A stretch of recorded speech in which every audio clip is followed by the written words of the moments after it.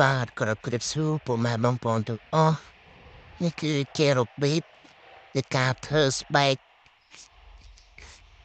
យើងទិញស្បែកគោមកស្រស់រួចហើយយើងក៏បានចុះប្រហោងវាដើម្បីបញ្ចូលខ្សែទាញវាឲ្យតឹងរួចហើយយើង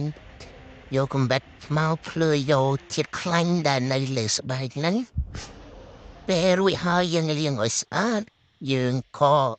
លាបថ្នាំពីសម្បកឈើដែលមានជាតិចត់ដើម្បីដាក់ហាលវា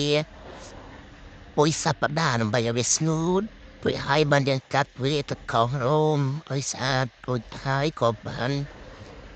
យើងក៏យកវាទៅគូរដើម្បីយើងចង់ឆ្លាក់រូបអ្វីមួយបាទនេះគឺជាការបង្ហាញពីរបៀបធ្វើស្បែកគោ